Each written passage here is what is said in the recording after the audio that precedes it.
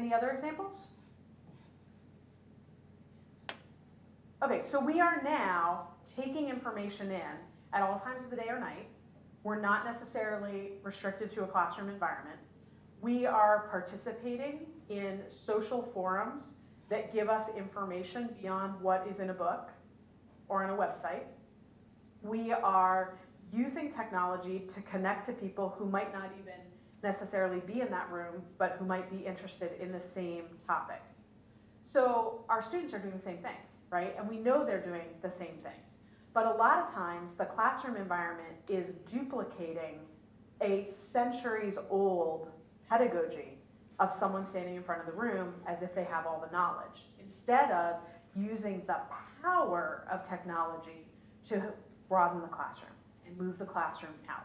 So how does the classroom begin to set the stage for conversations that can extend and grow?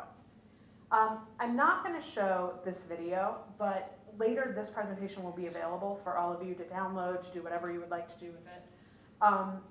And I highly recommend this if you haven't seen it. Has anybody seen this? It's called A Vision of Learning Today. And it's done by Michael Wesch and his students at Kansas State. And every semester, he's an ethnographer. Every semester, he takes on a different project and works with his students in order to document the project. So this project had students taking their cell phones out to talk about how they learn, right? So the question was like, how do you spend your day, and what does your day look like as a student? And very little of their day has to do with the actual classroom. So what you get is a real vision of how many hours there are in the day, how many hours they're studying, how they get information. It's a great discussion piece for a department meeting, great discussion piece for faculty development, just to talk a little bit about how we all learned when we went to school and how things have changed. And Wesch is kind of positioned at this moment of what does social media mean and what are the impacts that digital technology are putting on our society. I love to follow his work, and I love to point it out to people because I think it's a really useful touchstone, because he's doing this work collaboratively with his students. Another person who is really pointing a direction in terms of pedagogy is Kathleen Yancey. She is the past president of the National Council of Teachers of English and the past president of, the past editor of 4Cs, which is one of the big journals in writing and composition. And she wrote a white paper for NCTE called Writing in the 21st Century. And in it, she talks about the fact that the ways that we write today are not how we're teaching students to write. So think about even the language of technology, and Kathleen and I have a presentation that will be coming out later this year for wide consumption, where she and I talk about the fact that even our language is antiquated. So when you are preparing your syllabi, what is a major assignment that you give students? To write. What do you assign them? I do too. What's that thing called? A paper. A paper. How many of you assign papers in your classes? How many of you actually receive paper? Some of you, right? And some of you do not, right? But even our language of assigning a paper, what does it mean when you're standing in front of a room full of students and you assign a paper, but then you tell them to submit it digitally via email or Dropbox or however you take it, right? So even our language is still perpetuating a world that we don't necessarily live in. When was the last time you wrote a paper and handed it to someone in your own professional life? When I submit articles, I have not printed out a physical copy of an article in years. I write it on my computer in Microsoft Word and attach it to a file, right? Attach it as a file. So how are we preparing students for that world, right? And what does that look like? So Kathleen Yancey talks about the fact that we don't even have ways to talk about what we're doing in our own lives because we haven't even figured it out. And we're in this cultural moment of trying to figure it out with our students at the same time we are trying to figure it out. You know, so I am a reviewer for Teaching English in the Two-Year College, which is a journal about composition. And, you know, we're still trying to figure out, well, how do I comment on articles? I don't receive a physical copy of the paper, I get an email copy of the paper, right? And what does that process look like? So as professionals in our field, we're trying to figure this out, but we're also trying to prepare students to go into a world where this will be their professional world, right? So there's this tension. And then pedagogically, I also want to add in George Q's work on high impact practices. George Q did a very high profile study for the American Association of Colleges and Universities, looking at how do we know that students learn and how do we know they learn well. And some of the high impact practices that he pulled out were first year seminars, common intellectual experiences, so like a common reading that a campus will share, learning communities, writing intensive courses, collaborative assignments and projects, and then he goes on to talk about undergraduate research and diversity learning and some other things as well. So he's really pointing at some models of high impact practices that are much more interactive than a traditional pedagogical model. Okay, so the question is, how do ePortfolios fit into this, right? Because you came to learn about ePortfolios. Don't worry, we're headed there. But before we get there, any questions or thoughts on how you see pedagogy shifting in your own disciplines, how you see some of these pressures being acted out in the classroom? Yeah, please. With the availability of so much more information now is also the availability of disinformation. Absolutely. And so I guess part of the classroom has to be the filter, if you will. Yeah, teaching them that disinformation is out there and how to figure that out. Yeah. Absolutely. That's a huge part of when I teach the research paper in Comp 1. That's a huge part of my work now, which, I mean, 15 years ago, I never would have even thought about. Because if you're going to do research, go get your books, go get your articles, and bring it in. I don't have to think about it. You know, and now I get papers that have really exciting facts sometimes. I mean, really amazing facts. Really amazing facts, exactly. So really helping them to grapple with this idea of disinformation, also helping ourselves to grapple with it, right? During Hurricane Sandy, I'm a New Yorker, I was living in Queens at the time, and when Hurricane Sandy happened in New York, they shut down the subway. So we were all told, you know, that the subway was going to shut down and we needed to be wherever we were going to be for the duration of the storm at a certain time. Well, my apartment does not look out on the river. I was very inland Queens, right? So somebody tweeted a picture of the East River rising, and I retweeted it because I thought that was what was happening. Come to find out later, it was a hoax. It was not what it really looked like, and somebody had taken a picture from something else and set it out there. I, somebody who uses digital technology, somebody who teaches about technology in all my classes, fell victim to it, right? Just like many of us might post something on Facebook and find out later that it wasn't true, and one of your friends says, no, not really, right? Does that happen to anybody else? No? Only me? I'm the only one? Really? Okay, well, obviously I need to check my facts better. So, disinformation. How else do you see these pressures playing out in your own classrooms?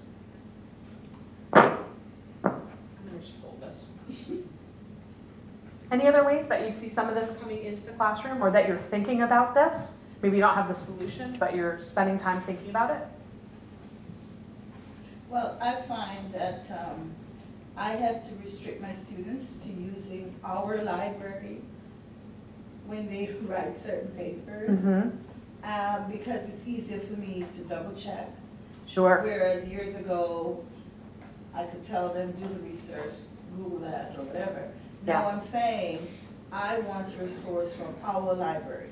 Right. So that I can actually double check those. So I feel that's changed. Right. So you're coming up with strategies kind of with the disinformation and also with just so much information that's out there, strategies where you can manage the classroom to make sure that they're learning what they need to learn. Exactly. Great. Actually teaching the technology to the students for them to be able to use it. We a lot of times assume that students now know how to use technology, and technically, academic technology, they don't. And it starts taking time in the classroom to be able to make sure that the students can actually submit their papers to you beyond actually writing the paper. So. Yeah, they are amazing at pushing buttons. You know, when we talk about these digital natives, Sure. they're really good at this, but they're not really good at this, right? They're not really good at, some of them are amazing at it, but if we're gonna look at our undergraduate population as a whole, and frankly some of our graduate students, you know, nationally, they need to slow down. And they need to think a little bit about the technology. They need to think about the implications of the technology. They need to think, sometimes we need to show how do you do X, Y, or Z, because it's not something that's in their way of understanding technology. When you said they need to slow down, does everybody else see this? When I watch my students do something on the computer, they're just like so fast, and they're at like 10 mistakes to get to where they want to go, like just logging in or something like that. Speaking of, you know, slowing down and just doing it right. Forgetting their passwords. Yeah. Thinking that sending me an email from Sexy Hot Mama 7284 is in any way appropriate. And by the way, really, 7283 before you, and you didn't think that was a bad choice? You know, but really raising questions like that with them, right? Before they, their names to it. right, exactly. You know that it's from them. Right, exactly. I've seen where they've taken, they cut and paste from different electronic sources, and they put it together in a paper, and then they try to massage what other people have said into one paper instead of just, you know, synthesizing it and analyzing it and then coming out. So they're, yeah, they're just, well, it's not just cutting and pasting, because they are, but then they're kind of like trying to blend these things all together to make a coherent argument or narrative, and it's Right, and in their world, Yeah. in their musical world, sampling is a thing, right. right? Where that is culturally the idea of appropriating something that somebody else has said, putting it together with something else and massaging it a little is what they hear all the time when they're listening to music, right? So it is in front of them, and what we need to do is help them understand that it's really the synthesis and the analysis, right, that's at the, and what they think about it that's at the heart of what they need to be able to do. Right. I used to solve that, or to help with that, I used Turnitin.com, and I set it up so that students can see their own plagiarism reports and recommend that they put their papers up a week before the due date and set it up so they can redo it. And tell them, you know, any more than 10% and you're in trouble, and 10% is high. And I get papers that don't look a lot like plagiarism most of the time if they've done that. It's really helpful. Yeah, and I love that what you did was not just use it as a tool to punish them, right? But a tool to learn. Hey, you put it up a week ahead of time and you see that this is what's going on, you have time to go in and fix the mistake, right? So it becomes a learning moment. That's a great use of technology. One of the impacts is of the information overload, all the information that's available, is that we all have limited number of hours in the day, and a lot of things are more exciting than the hard learning. So it's a huge distraction from what was necessary. Right. There's a lot of distraction. There is a lot of distraction, and that's also something that we need to be helping them with, and we need to be teaching them, right? I mean, is it more fun to do whatever it is that they want to do online than write a paper for my class? I'm sure, a paper, which will not be printed out and handed in on paper. Yes, which they compose an essay. Is that, is whatever online distraction they want more fun? Absolutely. But part of being a working professional is learning how to focus that energy and focus your attention when you need to. But again, that's maybe not a skill that we had to teach before. I mean, maybe we did, but it seems like a lot of the entertainment wasn't as available 24/7. So it's something that we need to be bringing into the classroom to help them be successful. I just noticed with what everybody was saying also that they have no idea how to cite their sources, and if they're finding different things from here, there, and everywhere and putting them together, it's also a bit hard to track when they're not understanding how to cite them, where they're getting things, forget reliability and validity of a site, but they just don't know how to do it. Right. And helping them learn to use technology to do that effectively, because there are really easy annotation sources and software that we can use now to turn the research that they do into a works cited page in whatever style you would like, right? So they need to know that that's out there so that they don't have to be sitting in front of MLA or APA turning the pages trying to figure it out anymore. And I mean, in my own scholarship, I think that is one of the best uses of technology ever. Because I was totally the one who was sitting in front of MLA and like, wait, what is this? What do I need to do? In what order? And so that is helping them understand that technology exists to make their lives easier as they are trying to be accountable for the research they've done. I haven't checked the latest version, but there was one point at which, during which Microsoft Words routinely turned out incorrect APA citations. Yes. Well, and now Google has a new citation feature in Google Docs when you go in, and as I've played around with it, it is somewhat inaccurate as well. So I mean, there's always also then teaching them that those inconsistencies exist so that they learn that they need to proofread for that. Yeah. Okay, so let's talk a little bit about ePortfolios. These are all great examples of how technology is putting pressure on our pedagogy and our classrooms and raising new issues for us to think about. I want to start with a little bit of basic portfolio language. As I said before, portfolios is a term that has been thrown around for many years. And a lot of times, I was recently at a meeting in Washington, D.C., where we were talking about ePortfolios, and I was sitting at a table with someone who became very heated very quickly because I said the word ePortfolio when we were talking about digital technology in higher ed. And she knew everything about portfolios, and it was all terrible. And she was just very, very agitated in the conversation. And I said to her, well, what do you mean by ePortfolio?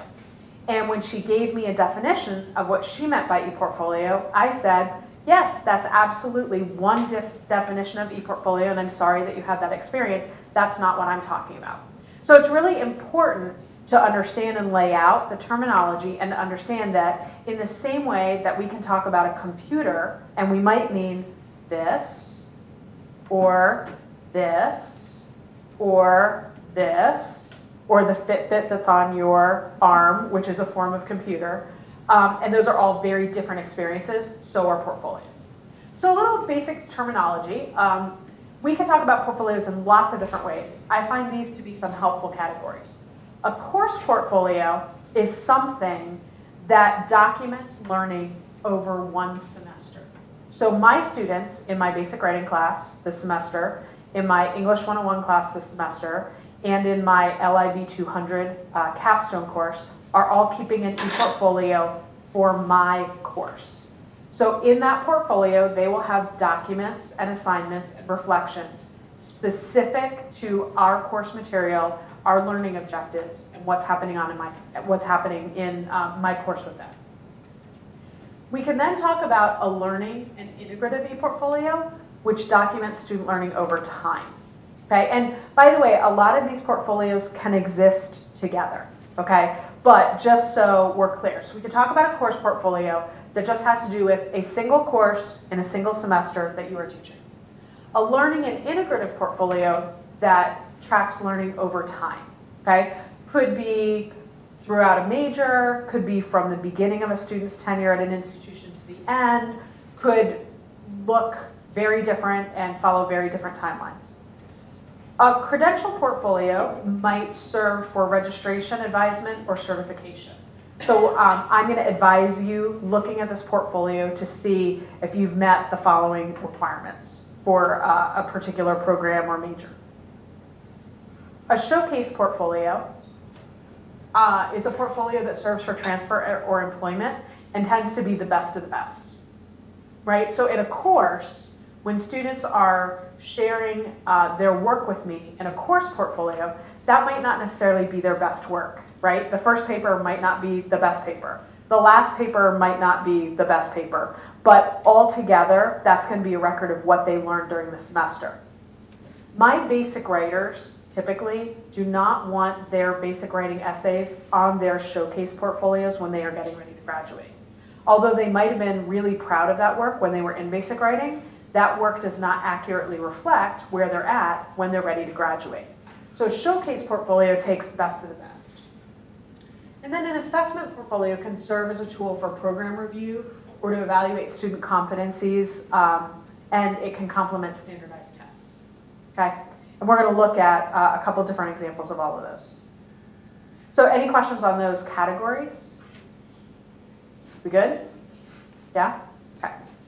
So I just want to point to a couple of different institutions, and I'm going to give you a bunch of different resources at the end so that you can go widen the classroom and go out and explore what is of interest to you.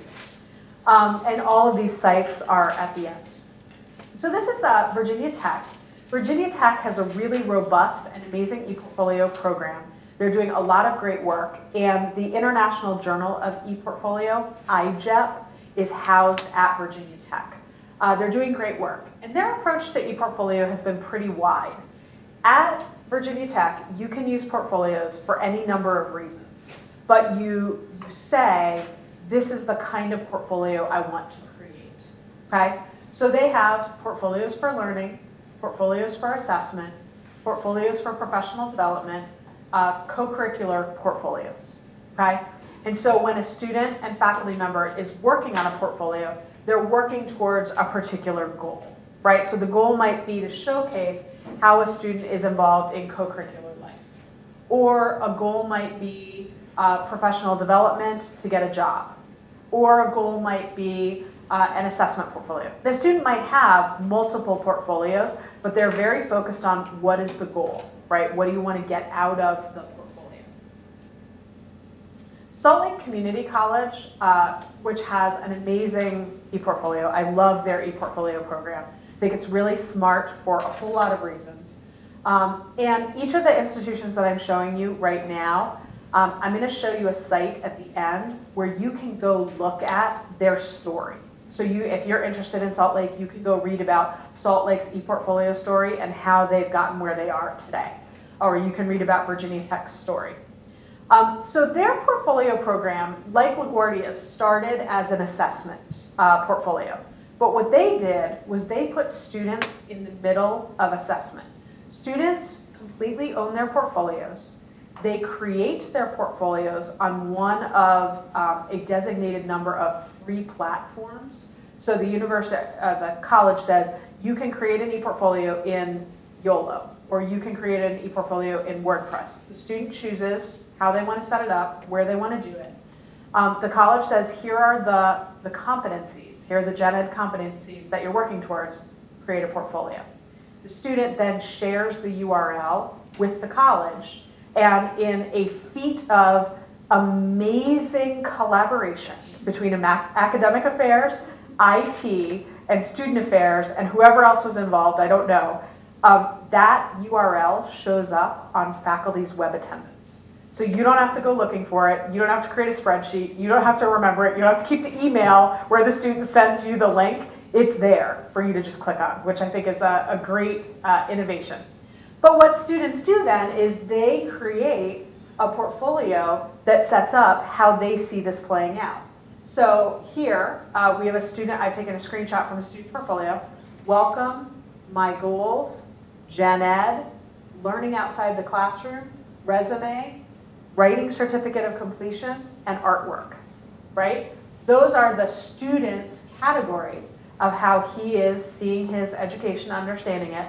And if we were to go into each of those pages, we would find examples of that work that the student set up, okay?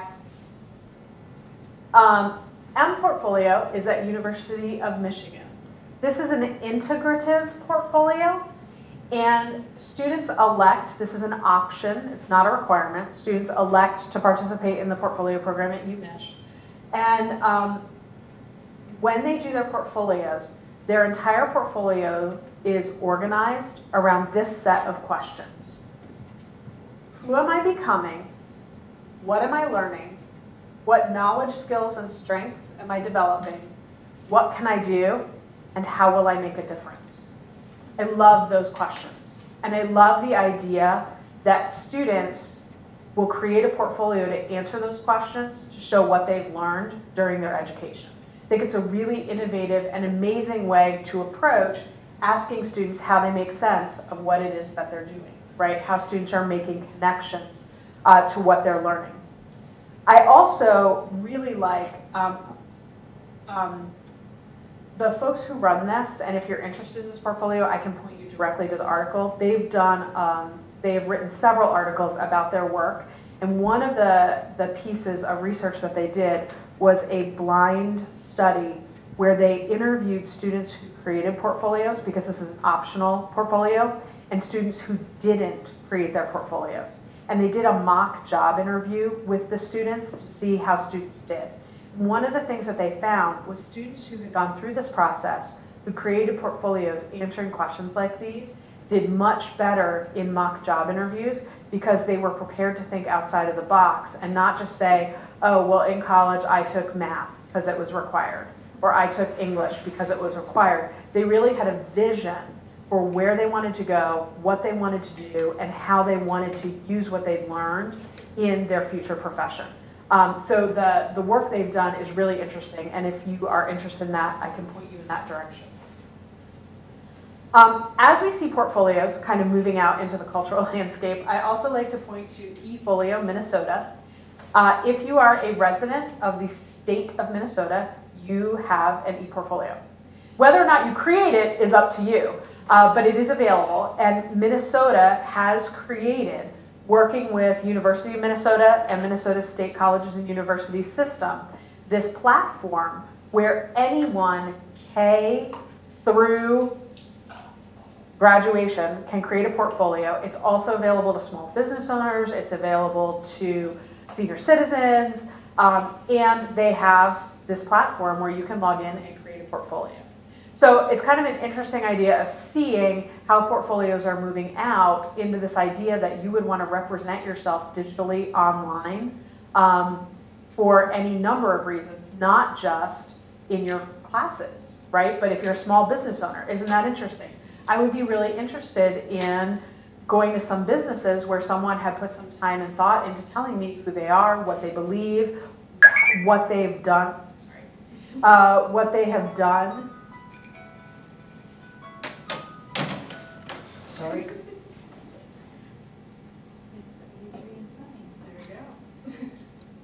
It's 1 o'clock. Okay. Go away. It's still No, that is my journal, my daily journal program reminding me that I need to journal at some point today.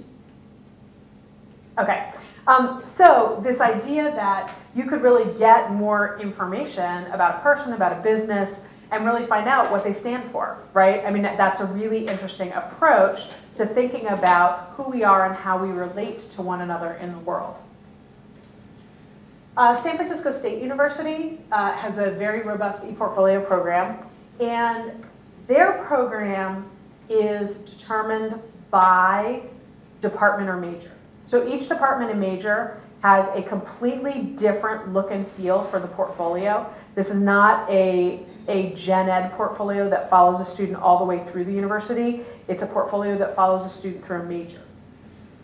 So the health portfolios look really different than the liberal studies, look really different than the humanities, right? But you can go into each one and see how departments are setting up what they want their portfolios to look like. Clemson, this is from Clemson University. Clemson, like Salt Lake Community College, puts students at the middle of their assessment process and ask students to create a portfolio reflecting how they have learned different assessment competencies. These portfolios, each of them, looks very different from the next one because students are figuring out how they want to demonstrate what they've learned at the university. It's a really interesting program. It's a small college, so size is definitely an issue if thinking about that relationship to assessment. But Salt Lake is a large college, right? So you have two colleges that are doing this in very different ways. And then I wanted to point to Rose-Hulman. Is anybody familiar with Rose-Hulman Institute? Is anybody familiar with MIT? Mm-hmm. Yeah.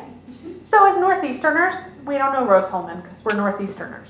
But apparently, if we lived in the Midwest, we would know all about Rose-Hulman because it's the MIT of the Midwest. It is a very top-notch technical school where you go to do things like learn how to go work for the NSA and write code, or probably break code, right?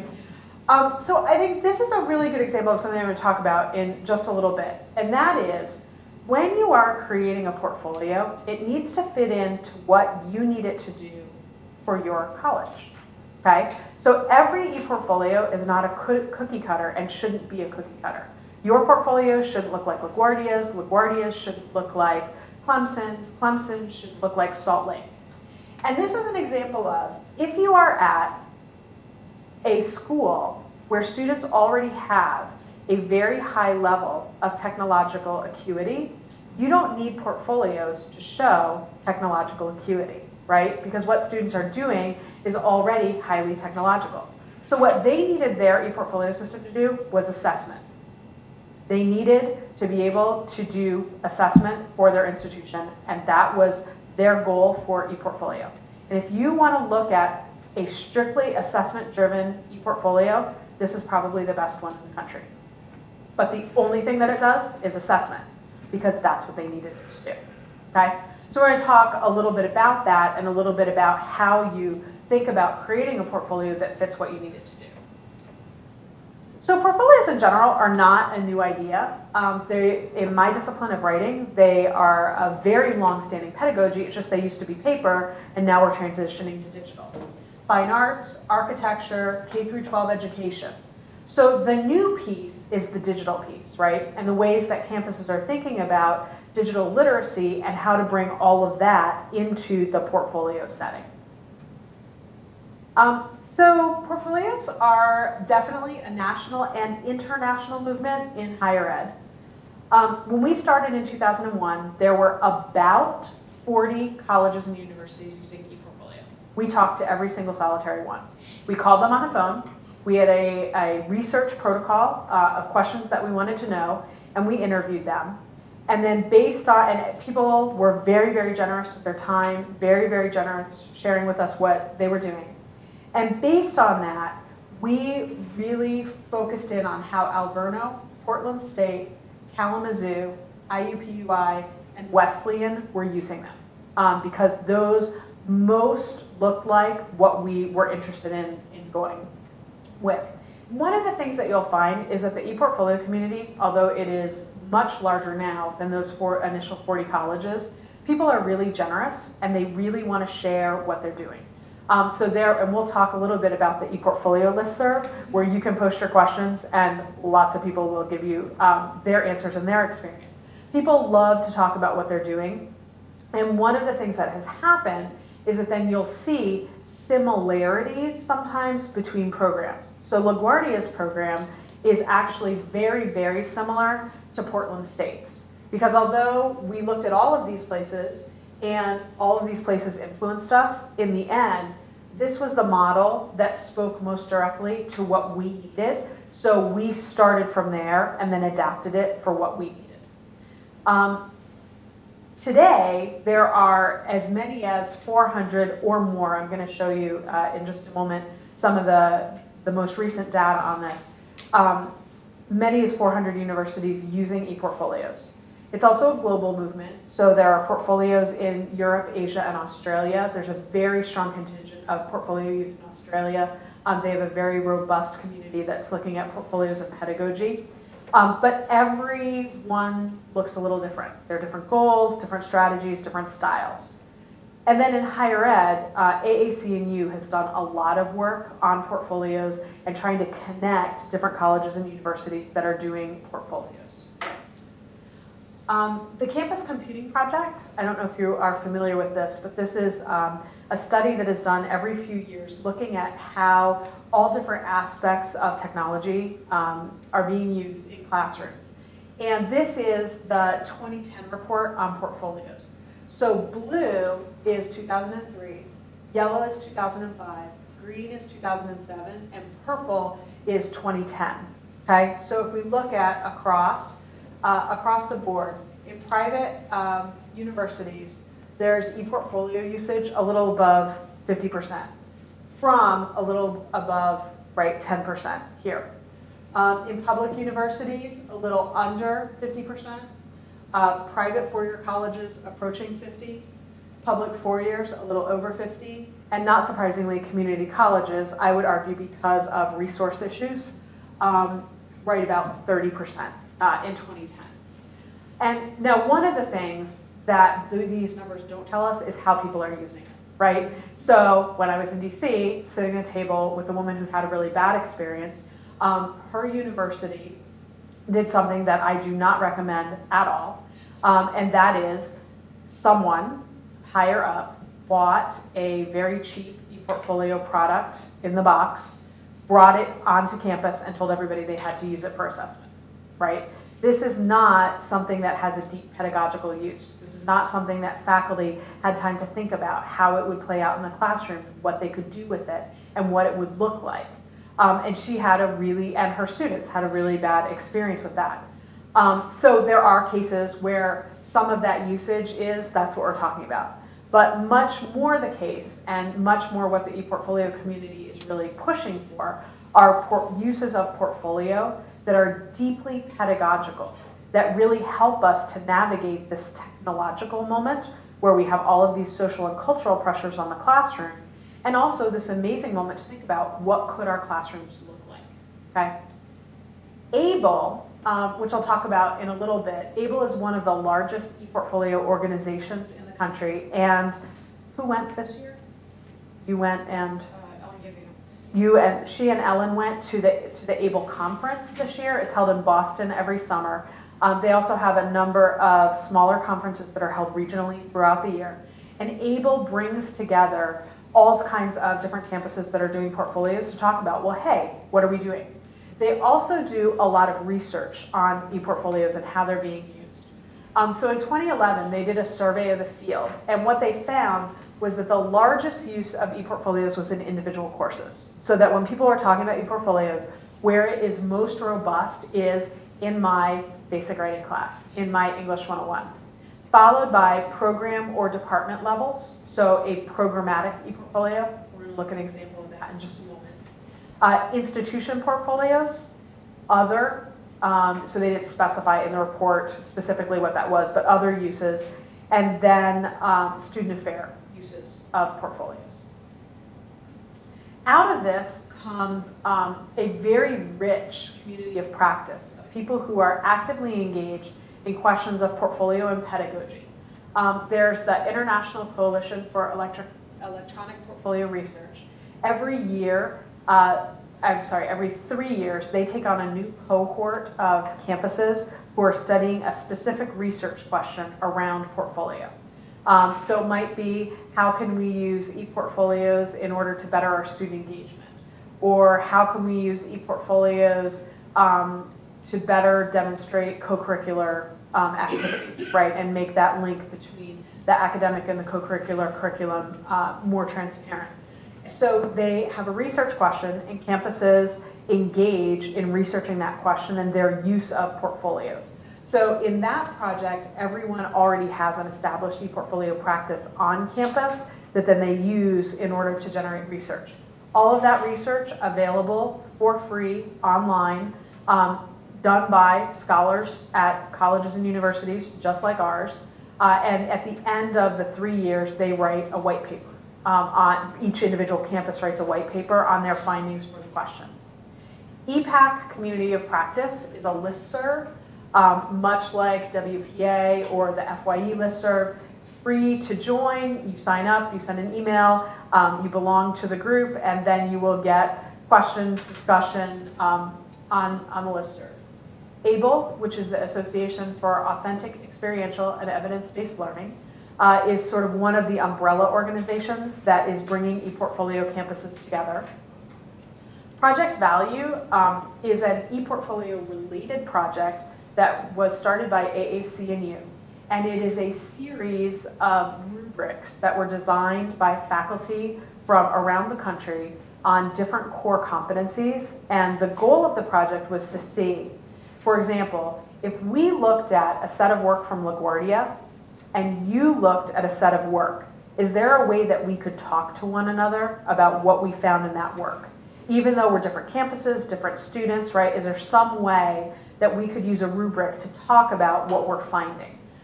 All of those rubrics are available on AAC&U's website. You can download them for the price of your email because they want to know who's using them at what institutions. But a big part of that project has been then how do those rubrics get used with ePortfolios? But it's not ePortfolio specific because you can actually use those rubrics for a range of different projects. They don't have to be ePortfolios, but they are particularly interesting in the ePortfolio question. I'm going to talk a little bit about making connections and connect to learning later, so I'm going to skip that one for now. The International Journal of ePortfolio is a free, peer-reviewed online scholarly journal with articles about ePortfolio. This is headed up, as I said before, by Virginia Tech. It's a great journal. I'm on the review panel for the journal, so as one of the people who's involved in ePortfolio research, I look at articles that come into the journal and talk about how I think they would be helpful to other folks. The Open Source Portfolio Initiative, Handbook of Research on ePortfolios, and Electronic Portfolios 2.0, all great resources that come out of the community. Okay, so now I'm going to drill down what portfolios look like on campus, specifically at LaGuardia. So in the beginning of talking about portfolios, I gave you a couple different categories of what portfolios could do and what they could look like. At LaGuardia, we're really focused on integrative portfolios and the idea of ePortfolio as a social pedagogy. So all of our conversations around portfolios at LaGuardia really engage the question of how is this a pedagogical tool, right? Not how is this a technology, not how is this an assessment vehicle, but how is this a pedagogical tool that we're going to use in our classrooms? Having said that, remember, ePortfolios started on our campus because of Middle States and because of assessment. So portfolios are deeply tied to assessment, but that's not our lead. Our lead is always pedagogy in the classroom, and what does that look like? So we're really interested in a question of, and I think some of these questions will be very similar for your campus, because at community colleges, we are starting with students, and then they're going off to careers, or they're going off to 4 years. So we're hopefully starting something that they're going to continue. So we are really interested in a question of student-centered lifelong learning, right? How is what we start with them integrative? How is what we start with them the beginning of a process? And how do we help them make meaning? And what we're really interested in when we look at the portfolios is how are there connections between all of these kinds of things? Student-to-student connections, student-to-faculty, across disciplines, across semesters. How are we capturing that whole very complicated picture in one place on campus?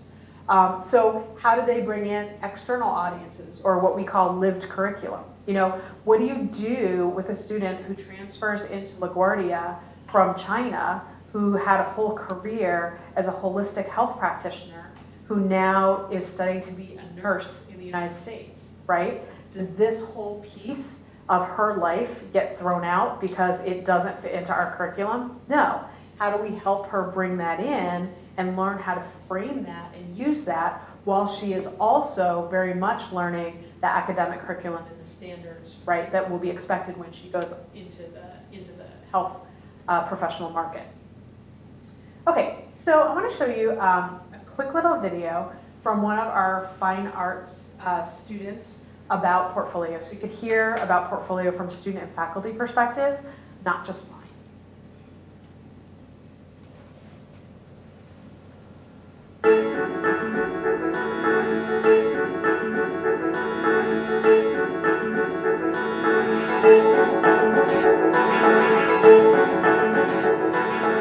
When creating ePortfolio, the value in it was very inherent because as an artist, you have to show your work visually.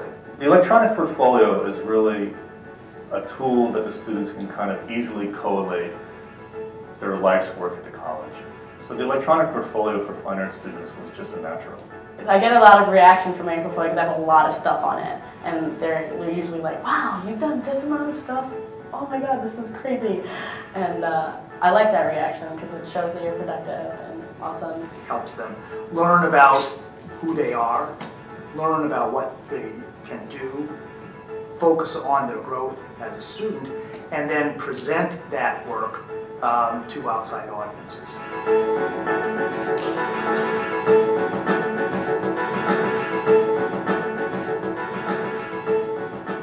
I first learned about ePortfolio when I had taken a pre-internship course here at LaGuardia as a student. And my initial thoughts were that since I was a fine arts major, it was something that was very applicable to me and that I wanted to have as much control over it as I possibly could. I've been playing with Photoshop since I was in 7th grade. So I'm very interested in digital art. I'm very interested in digital painting. Right now, a majority of my work is digital painting that I do using a pressure-sensitive tablet. So obviously, having the electronic means for me to showcase my work is huge. The act of making a work of art is a form of self-reflection. And of course, the act of creating the portfolio allows for another level of reflecting on the creative process and how they're going to present that work. Students should be able to articulate what they're doing as well as write about what they're doing. Ideas spring from language. And if they don't have the words, they're not going to have the idea. Our new ePortfolio system is very easy to use. You can learn how to do it in 10, 15 minutes. And one thing that we've emphasized is students' ability to express themselves through their portfolio, to make their portfolios their own, to shape how it looks, feels. This is their portfolio. It's their expression of who they are and who they want to be. The ePortfolio helps me to see my growth. As an artist, there's always a technical skill that shifts and changes and evolves as you do.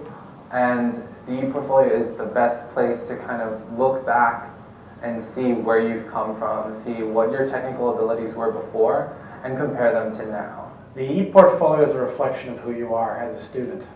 Every aspect of it, whether it's the images chosen, whether it's the quality of the writing, and overall, if it gives a complete picture.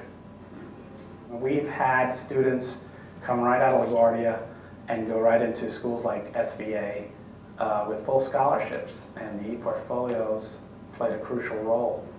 They can use the portfolio to present themselves, show their strengths, and help outside agencies and individuals understand who the student is and what they're bringing to the college or to a job. I've showed my ePortfolio to the director of the CC Top program at New York University, which was a scholarship program that I was trying to get into. I went to the interview not even expecting to show her the ePortfolio, and when we started talking about my work and what I was passionate about, I immediately thought of the ePortfolio, and I said, you know, you should check this out. I gave her the link, and she absolutely loved it because it gave her sort of a holistic picture of who I was, what I was interested in terms of my career, in terms of my extracurricular activities, and also how well I did my work.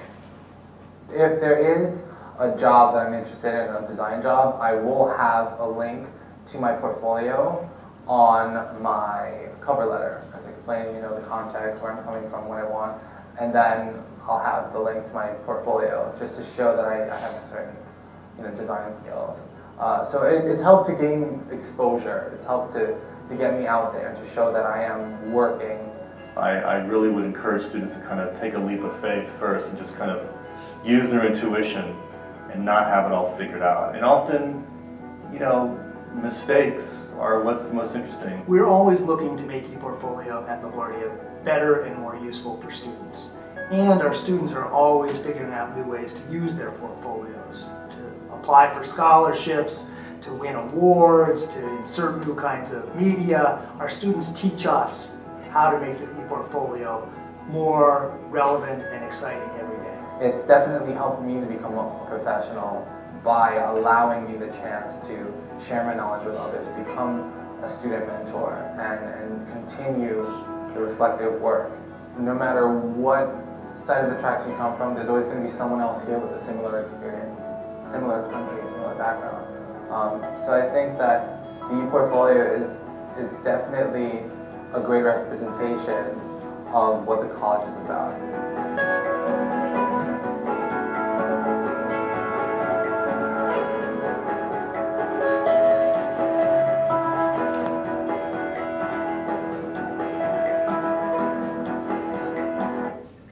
We have a set of those videos for a bunch of different majors. We have one for business, we have one for sciences. So if you're interested in how, we have one for education, how those students and faculty are talking about that in that context. Some of the videos are the same from video to video, the initial cut of LaGuardia and the initial introduction of the program, but the students are specific to each major and the faculty are specific to each major. I happen to particularly like that one because I've worked a lot with Mikhail, who's now one of our student technology mentors who works with students and helping them create their portfolios based on his experience. He's attending Hunter, but then he also works with us full-time in our ePortfolio program. A lot of times when I'm talking about portfolios, I get the question of, well, I have a Blackboard site, right? Or I have an Angel site, or I have a, you know, whatever the course, what are you using? Angel. You guys are using Angel. Okay, so I have an Angel site, so why would I want to use this? And the metaphor for me is your house versus their house. So I'm an avid scuba diver, as I said, and if I'm going to create my ideal house, it would be underwater. And I would want it to be underwater, surrounded by as much awesome coral reef and big animals like sharks and, you know, whatever else I could find down there. But you know, some of my students are afraid of the water, and they're not really interested in the water, they can't swim, or they think water is kind of gross, or whatever their deal is. So if they're building their ideal house, well, maybe their ideal house is a tree house, right? And they want to climb up into the trees and they want to make a tree house. In Blackboard or Angel or any course management system, you are setting up the course and the course experience and the documents that you want them to have. It's the stuff they need to be successful in your classes. And we need that. We need to be able to set up our courses however we want to set them up so that we can teach in the best way possible. But at some point, they've got to make sense out of all that stuff, right? So ePortfolio is their online space where they start taking all that stuff, not just from my class, but from my class and your class and your class and your class, and they start making some connections. So my house versus their house, right? It's a helpful way to think about it. At LaGuardia, we are really focused on these questions in the portfolio. And you'll see that reflection and integration are at the top for us because we want students to make connections between all of their different courses. Again, I think some of that might be similar for your campus as you begin to think about this. You know, our students are working full time. They have children, they have elder care, and they're also full-time students, right? And there are not enough hours in the day to do everything that they need to do. So a lot of times, if they're taking Math 101 and they're taking English 101 and they're taking Biology 101, they're taking them because those are the courses we told them they had to take, right? And they have a goal in mind, but they're not necessarily seeing, oh wait, if I want to be an environmental educator, I need to know how to write so that I can keep a website that talks about what I know about biology to teach people, right? And I need to make sure that I understand percentages so that when I talk about ocean acidification, I can do so and explain what those numbers mean. They don't see those connections. So the ePortfolio, we hope, becomes a place where students start to pull those disparate pieces of their experiences together. And part of that is really about reflection, right? It's about not necessarily just written reflection, although it could be written reflection. It's about writing, speaking, presenting, drawing, and reflecting on what all of those different experiences mean.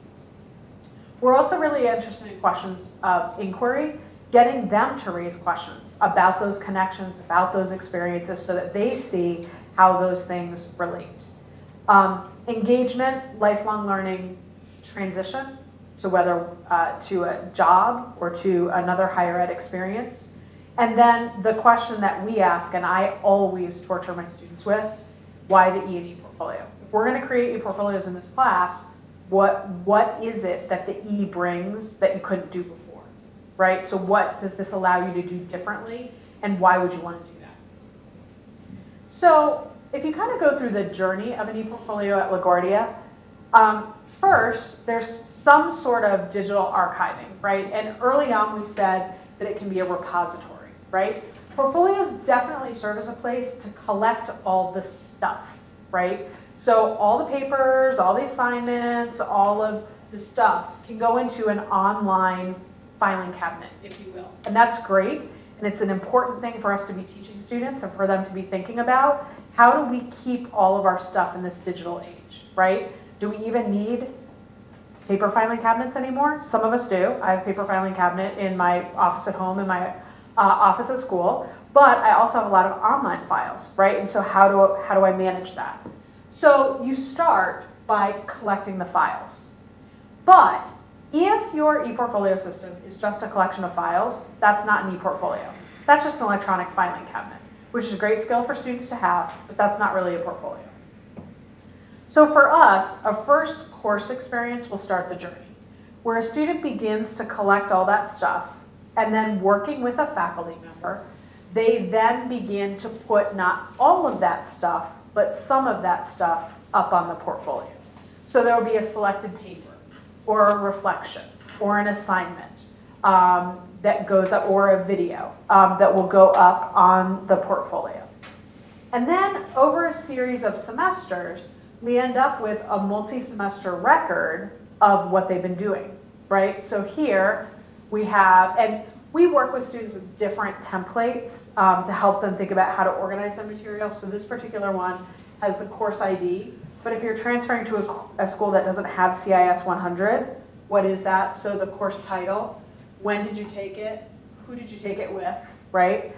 And then when you click here, it then takes you to a page about that course that then has the assignments the student has selected from that course to display. Or, if it's in their major, maybe a series of assignments from that course. And then we move from that into a capstone portfolio. And for us, the capstone portfolio is where they really bring it all together, but they're also focused on whatever their major is. So this is one of our education portfolios.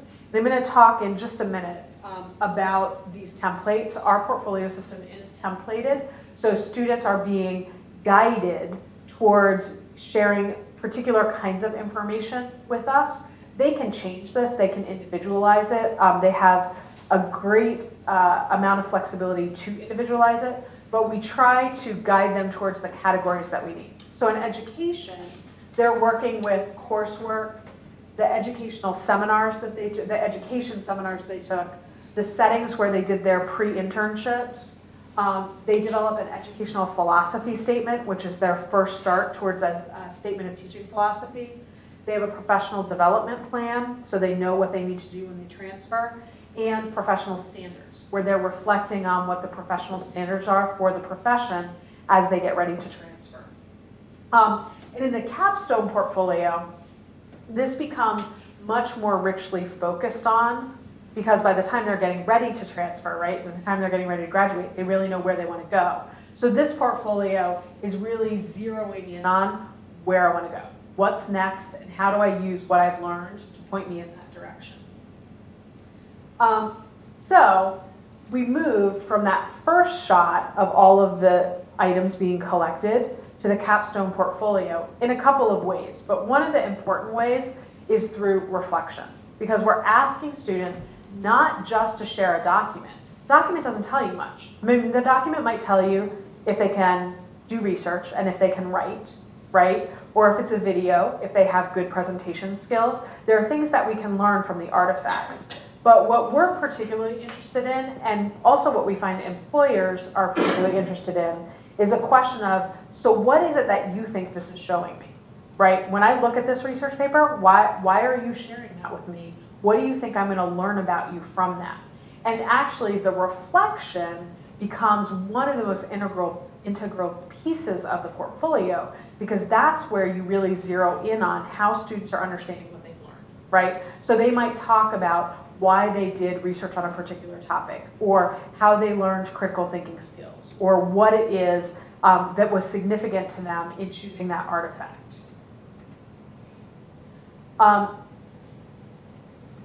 Mary Taylor Huber and Pat Hutchings, who both were with the Carnegie Foundation for Teaching and Learning for many years, wrote a great white paper called Integrative Learning, Mapping the Terrain. Available free online if you Google the title. It's a great piece. But in it was 2005, they were really thinking about some of the challenges in higher ed. And one of the challenges that they point out is that in higher ed, students cannot connect and integrate what they've done over time. And I talked a little bit about that before, right? But this idea that the things they're learning in accounting can also be applied to what they're learning in early childhood ed, can also be applied to what they're learning in psychology. There's a connection between these things, and they need to be able to talk about and articulate those connections. So I'm going to show you a couple of screenshots from some capstone portfolios that were created in one of my capstone classes. So this is Jose, and so you know, whenever I'm sharing student work, I have permission to share the student work. Most of the portfolios that I showed you earlier are available publicly on our digital gallery, and students elect to make those public on LaGuardia's gallery. Jose and Venetia, who I'm going to show you right now, their portfolios are not public, but they gave me permission to share the pieces of the portfolios that I am showing. So in a capstone course for liberal arts, they were both getting ready to graduate. They were both getting ready to transfer. And one of the assignments that I gave them was to talk about where they started and where they want to go, right? So when you came into the college, where were you? And now that you are getting ready to graduate, where are you going to go? And Jose had a lot to say about that. One of the things that he talked about is that he came back to college because it was time to reinvent himself and pursue another avenue. He had a career in air conditioning and refrigeration as a technician, but he was just finding that that wasn't really where he wanted to be and what he wanted to do. So he made the decision to leave his job and to come to school full time. And when he did that, he ended up getting placed into basic writing. And he was really very upset by that because he made this monumental decision to leave his career, to leave a paying job, to come to school, and the first message he gets from the college is, you're not college ready, right? Go take this class that doesn't have any credit, and not only that, but you don't really know how to write. And students know one of the things that they're gonna have to do all the way through school is write. And that happens at LaGuardia for a lot of our students, that they end up in basic writing or basic math or basic reading. So here they've made this commitment to themselves, this commitment to their education, only to find out the institutional message is you're not good enough, right? So he writes about getting put into basic writing, and he talks about the fact that he was so unsure of his writing abilities, and that really scared him, and that he was really worried. He worked with one of my amazing colleagues, Arlene Ladden, and he talks about how that experience with her turned him into a good writer. I met Jose in English 101, so he went from Arlene's basic writing class to my 101, and he was a great writer. So he needed that semester to just work on and focus on his writing a little bit. But it doesn't really matter that I saw that. What matters is that he saw that, right? So that he could continue his journey in his education. So now I'm seeing him in LIB 200 at the end of his career. He's done with all of his prerequisites. He's ready to go. And he talks about the confidence that he's gained through this experience and of the confidence that he's gained throughout his education, and that he knows he's mentally prepared to venture off into anything he wants to do. And I think that move from here to here is really significant in his growth and development. When we talk about assessment and we talk about our institutions and what it is that we do, we need to be able to talk about this kind of growth and development. This is more than a number, it's more than a grade, right? It's more than students started out in basic writing and ended up graduating. This is an important part of the work that we do. So portfolios allow students to reflect and to chart their own growth, but it also allows us a window into it. So we can see some of what's going on for them more than a grade or more than a number. Venetia was in the same class, and she transferred to John Jay, where she's working on a degree in the one where the dead body one. Yes, thank you. The word was totally gone. In forensic medicine, which kind of blows me away, but this is what she wanted to do. Her mom works for the UN. She came to the United States with her mom, who works at the UN. So she talks about the fact that for her whole life, she was always surrounded by various cultures, and that she was taught to be really respectful of various cultures. And that's something she's very focused on. She wanted to be able to bring her skill and love of diversity into her career. It's something that she was very focused on. In her portfolio, she was able to organize, and all students at the capstone level can organize their work in terms of what's most important to them. And this had nothing to do with her grade, but I asked them to talk about their best work, work in their major, and other work. And you'll see that although she's going into criminal justice, my course, which is a liberal arts course, she decides is one of her best courses. And interestingly, I think it's because of the research paper that she did. In their research papers, they were focusing on the idea of writ large journeys and where you start and where you end up. And she picked stoning as her topic because it philosophically troubled her as a feminist that she completely disapproves of the practice of stoning and thinks that it should be illegal. But she values diversity, and she values the ability to celebrate all cultures. And that was a value that she's had since she was a very young child. And how did she reconcile these two conflicting opinions? So she wrote a research paper on stoning. The research paper was fantastic and brought in a lot of multimedia components into the paper itself. So it wasn't just a standard text paper, but she inserted into it video and images as she was working with it. But then, much more importantly, was the reflection she wrote on the research paper at the end. And she doesn't come to an easy answer because there is no easy reconciliation, right, between valuing diversity in all forms and then finding this thing that you don't agree with. So her reflection leaves her in a place where she's still philosophically challenged in thinking about what that is. But that's really something that's important for her on her journey. And she identifies that she understands this moment of, there are going to be cultural practices that I find troubling, but I also want to celebrate diversity. So how am I going to deal with that as a professional who wants to really exemplify and honor diversity in my workplace?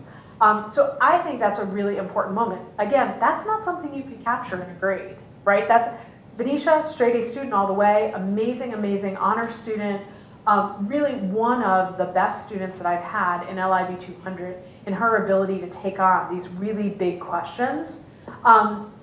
But so she was going to get an A in the class. I mean, her research paper was an A almost from the moment I saw her outline. Her outline was longer than many students' final papers. You know, she's that student. So, but for the college to have a record of her getting an A in that course versus the college having a record that this was the kind of thinking that was going on as we think about ourselves as an institution that prides ourselves in globalism and diversity. This is a really important piece for her to be able to have, but also for us to be able to have together. As you can see, Kathleen Yancey is one of my favorite people in higher ed. And she talks about portfolios. When she talks about portfolios, she says, what we ask students to do is who we ask them to be. And I love that as a way of thinking about the portfolio and approaching the portfolio. Because when I look at my students' work, I really understand that what I'm asking them in this challenge of the portfolio to make these connections, to put themselves at the center of their education and tell me what the story is.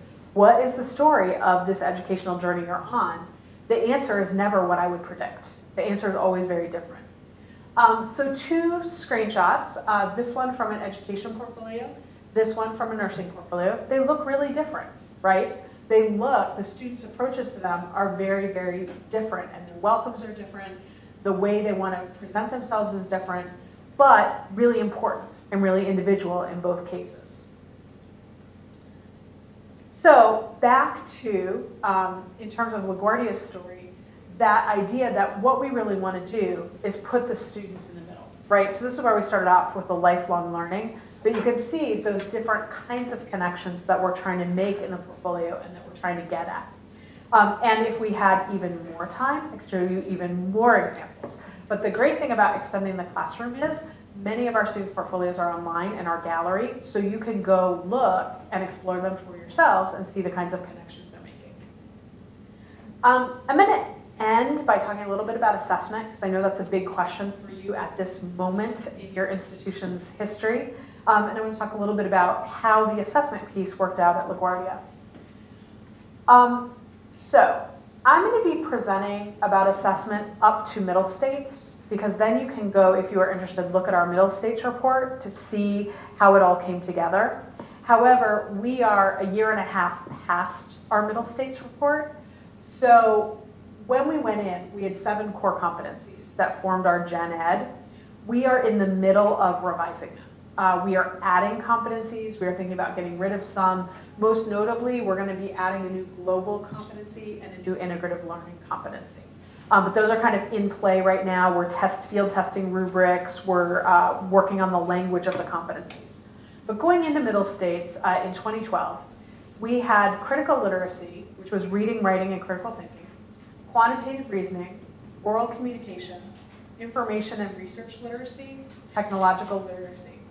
And those were our 7. These 3 are 3-in-1, which just had to do with, we were going to assess this mostly via research papers, so this became a convenient way to pull those together. We then also have programmatic competencies, which differ by program. So for example, nursing programmatic competencies look really different than English.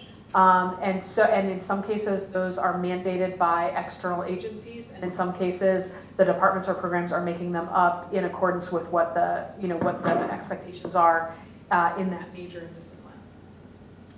In our assessment process, we have a 5-year periodic program review, where every 5 years, sampling of student work, where a department has to go through, or a program has to go through a PPR. And we use work in the ePortfolio as one of the forms of evidence for that PPR. The student work is assessed using one of our rubrics from the 7 core competencies, or I should say, and programmatic rubrics that are developed by the different programs.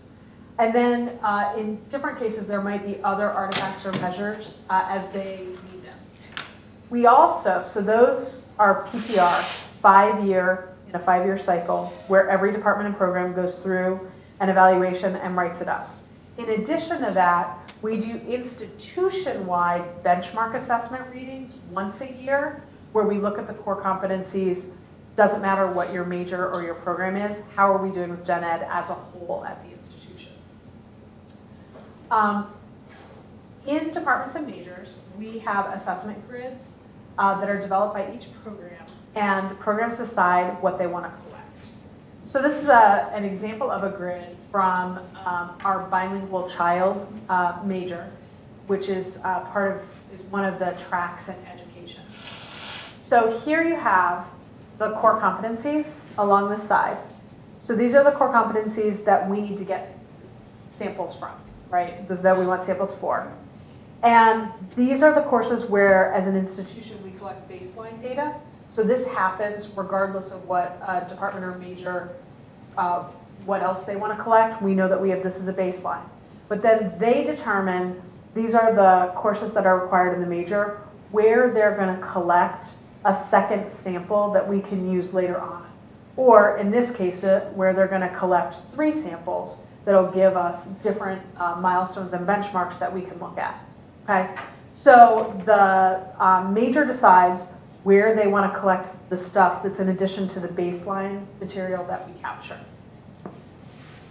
And then different programs and departments have different approaches to this. This is physical therapy. Physical therapy designed a whole website where they explain what all the competencies are, what their programmatic competencies are, how they're going to collect it, what their plan is. Not everybody does this. This is in part because this is one of the requirements that they have with their national accrediting agency. They need to do this. But theirs is available online, and you can go and look at it, and their students can go and look at it. And they use this with their students.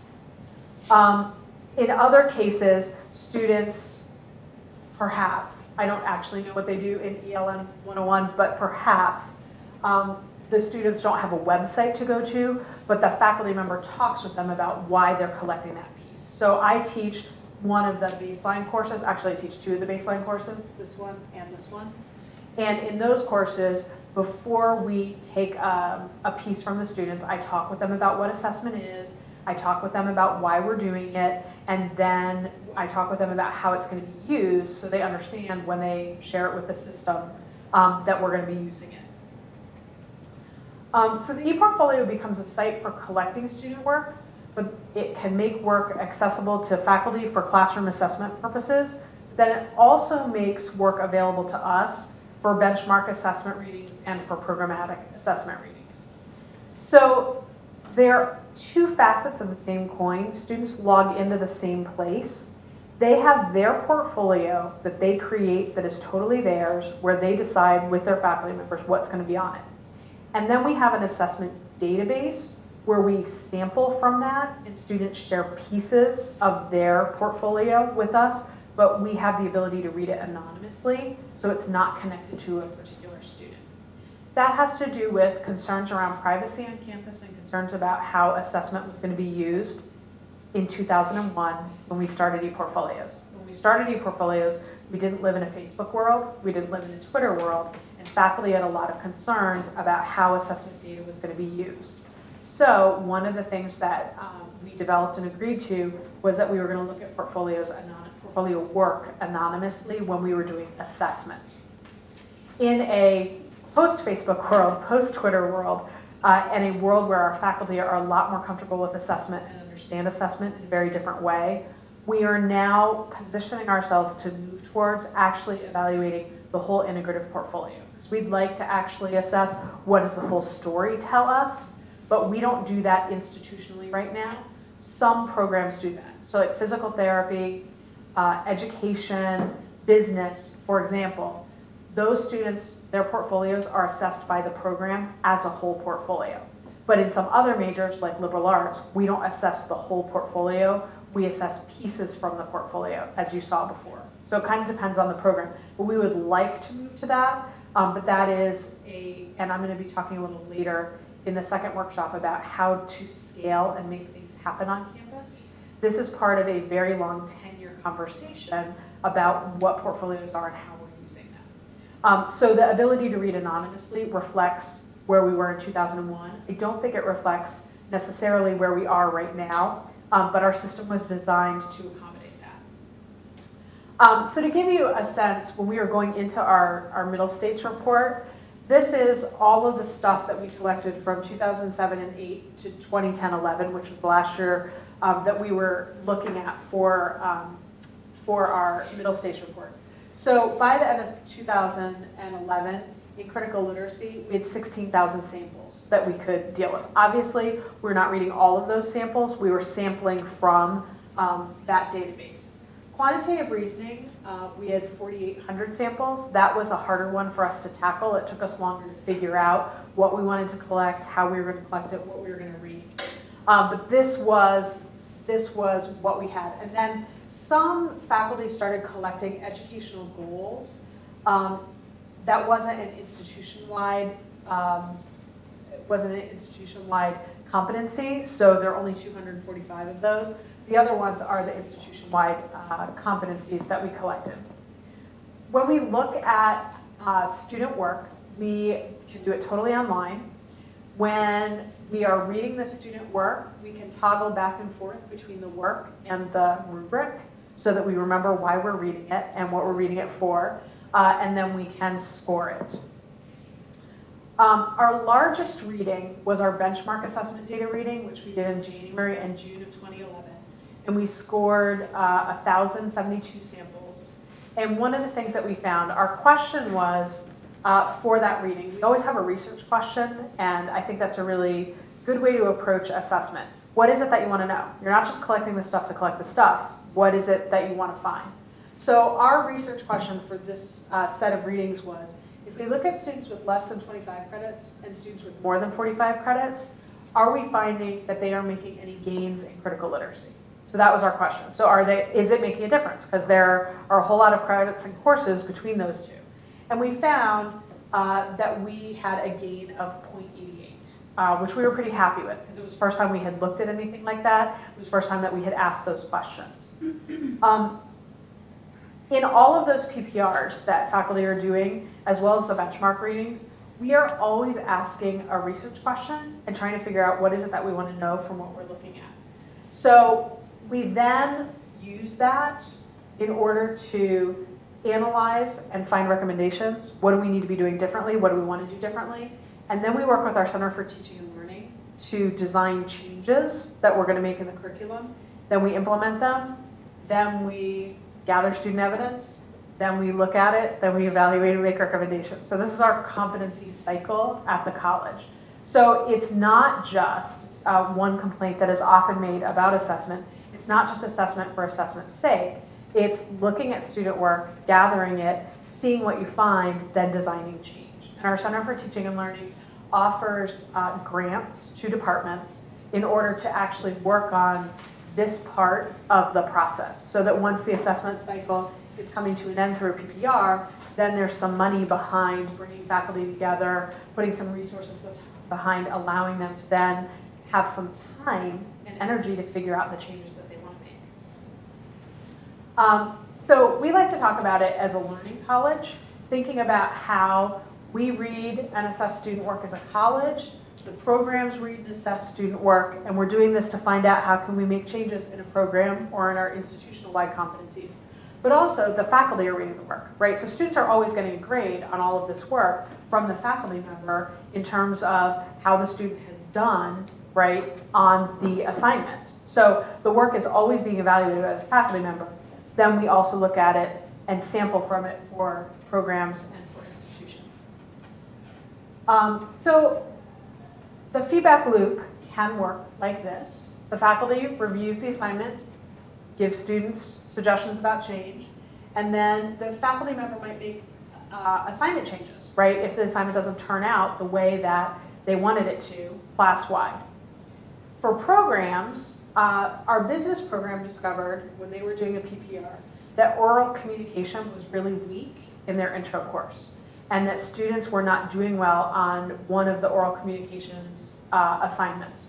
So with their grant from the CTL, they worked with oral communications faculty to come in and have an intervention in the intro course to allow students to do better with their oral communication presentation, right, in the business course. So at the programmatic level, this is an example of using what they found in their PPR to design an intervention and connect to another part of the college where they could get some help with that in order to make a change. College-wide, we discovered in our critical literacy and information literacy that there were some issues with the rubrics. When we did our large benchmark reading of 1,000 pieces, we found that there were some issues in the rubrics that needed to be tweaked.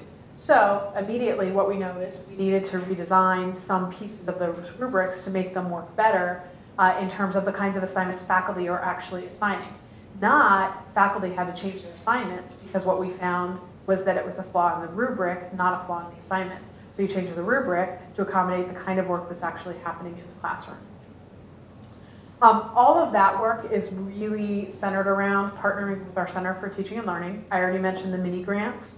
But in all of our professional development seminars, we have a thread on assessment, so that assessment is discussed as part of the pedagogy that faculty are working on in their classes. And then we're also trying to help faculty build to capstone ePortfolio assignments where they bring this all together. So we're trying to support it all throughout the curriculum. Okay, I also want to show just two examples of then the portfolios and how connecting with the outside community gives us additional feedback.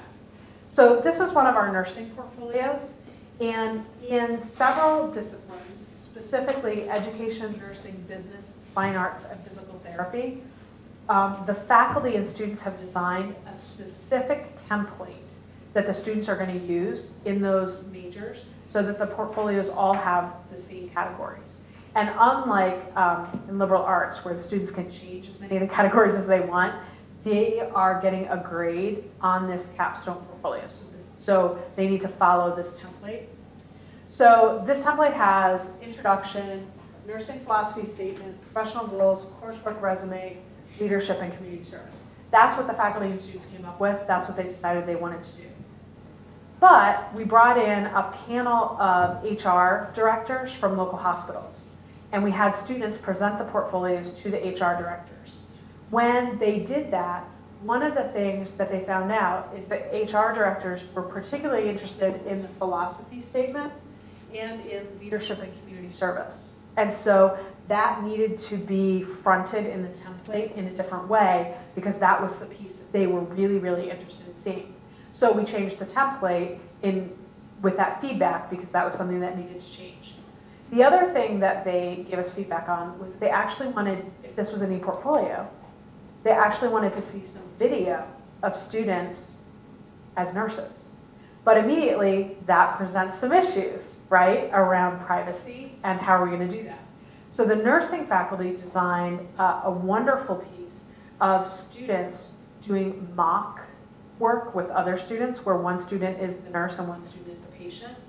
And we videotape those, and those then are on the portfolios now. So that was another piece that HR directors wanted to see that we were able to get into the portfolio.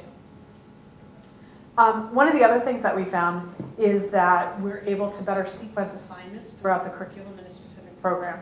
So physical therapy has designed their research component of their portfolios from the first course all the way to the end. And there's a piece of the research paper, the final research paper students have to do before they graduate, embedded in every piece of the portfolio. Okay, I think we're about out of time, so I just want to point to, very quickly, some of the ePortfolio starter resources as places that you can go to. Again, this presentation will be available for you to use. But one of the places that I think will be most immediately helpful is ABLE and Catalyst and EPAC. So those are three places that you can go right away. And if you're staying for the second part of the presentation, I'll talk more about Catalyst there. I also have provided you with the URL to LaGuardia's middle stage report. So if you want to see specifically how we use ePortfolios in assessment, that is the write-up. I was the lead author on that section, so if you have questions about that, I would be happy to talk with you about that. Okay, and also if you want to see more of those videos, they're there. Okay, so I guess you'll be getting it out to everybody via Angel? Or wherever. Or wherever, or wherever. You'll be getting a link to the presentation. So thank you so much. I know we got started a little late, so we're ending a little late. Can I take any questions? I know some people have to go. If you can, please stay for our next workshop. We'll be starting fairly shortly, so if you have time this afternoon, it's going to be talking more about implementation, how to get things started, that type of thing. So if you're really interested, please stop by, stay, and we can talk some more on this. Right, if you have individual questions, please stop up. Thanks so much, everybody. Have a great rest of your day.